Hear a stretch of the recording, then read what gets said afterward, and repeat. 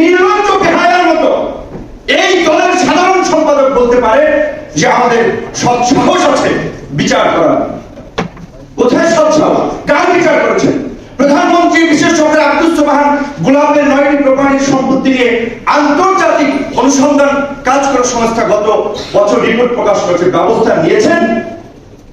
Share বাজারে কেলেঙ্কারিতে সবচেয়ে বড় লুটেরা দুর্বৃত্ত সালমান রহমানের বিরুদ্ধে ব্যবস্থা নিয়েছেন? এই সালমানের বিরুদ্ধে ব্যবস্থা নিয়েছেন? কার বিরুদ্ধে আপনারা ব্যবস্থা নিয়েছেন? এই সমস্ত কথাবার্তা বলে একটা পয়সা উল্লাস করছেন, জনগণের সঙ্গে মস্করা করছেন। মুক্তিযুদ্ধ এবং স্বাধীনতা যে লক্ষ্য উদ্দেশ্যে হয়েছে একটা বৈষম্যহীন গণতান্ত্রিক সমাজ বিনির্মাণ করা, পশ্চিম পাকিস্তান পূর্ব পাকিস্তানের বৈষম্য নিরসন করে এই অঞ্চলের মানুষের নাগরিক মর্যাদার ভিত্তিতে একটা মানবিক রাষ্ট্র গড়ে তোলা। দেশ স্বাধীনের পরেই আমরা দেখেছি মুক্তিযুদ্ধের অন্যতম একজন অভিসম্পাদিত নেতা আমাদের শেখ মুজিবুর রহমান, তার নেতৃত্বেই স্বাধীন বাংলাদেশী একদলীয় শাসন ব্যবস্থা কায়েম করার জন্য গণতন্ত্রের কবর দেওয়া হলো। আবার রক্ত দেওয়া, জীবন দেওয়া, দীর্ঘ লড়াই সংগ্রামের পরে 91 সংসদীয় গণতন্ত্রের প্রবর্তন করলেও গণতন্ত্রের প্রাতিষ্ঠানিক রূপ গত 33 বছরে এদেশের মানুষ দেখেনি। যারাই লঙ্কায় গিয়েছে তারাই রাবণের ভূমিকা অবতীর্ণ হয়েছে। ক্ষমতাকে কুক্ষিগত করার জন্য সমস্ত রাষ্ট্রীয় প্রতিষ্ঠানগুলো, সেটা দুদক, আইন শৃঙ্খলা বাহিনী, বিচার বিভাগ সবকিছুকে বারবার নিয়ন্ত্রণ করার চেষ্টা করে, যার ফলে আজকে এই রকমের একটা বহুমুখী সংকট আমাদের সামনে এসে হাজির হয়েছে। এই মুহূর্তের যে চলমান সংকটগুলো যদি আমরা বিবেচনা করি, বাংলাদেশের গণতন্ত্রের চেয়েও সবচেয়ে বড় সংকট হচ্ছে বাংলাদেশ আমাদের প্রতিবেশী রাষ্ট্র দ্বারা নিয়ন্ত্রিত। বাংলাদেশের উপরে প্রতিবেশী রাষ্ট্রের কর্তৃত্ব, প্রতিবেশী রাষ্ট্রের কর্তৃত্ব থাকার ফলে শেখ হাসিনার মতো একটা ফ্যাসিস্ট শাসক জনগণের ভোট ছাড়া, জনগণের অত্যাচার, নির্যাতন, গুম খুন চালিয়ে সংসদের পয়সা উল্লাস করতে পারেন, তারা তাদের পক্ষে সাফাই গাইতে পারেন।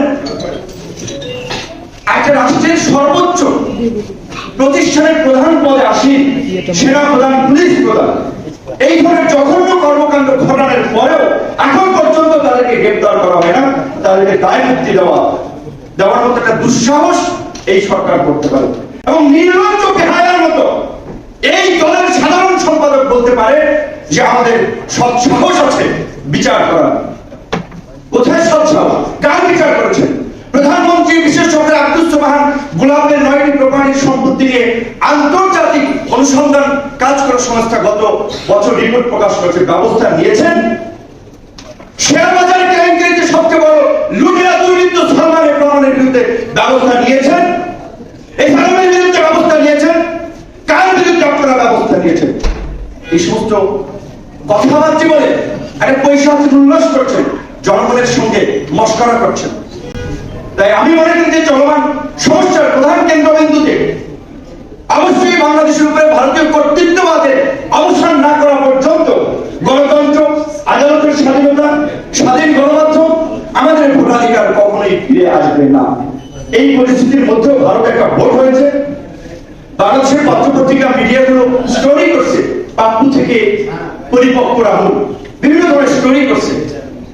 ভারতের গণতন্ত্র নির্বাচন নিয়ে কত রকমের বিশ্লেষণ এখানে দেখেছি, অথচ নিজের দেশে মানুষের ভোট দিতে পারছে না, ভোটের কথা বলতে গিয়ে রাস্তায় গুলি খাচ্ছে,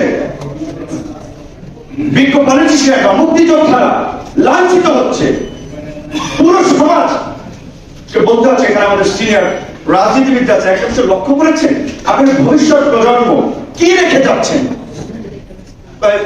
পড়ালেখা নাই, কথাবার্তা মানে সামাজিকতা বলেন, আপনার এক শিক্ষণীয় বিষয় বলেন, কিছু নাই।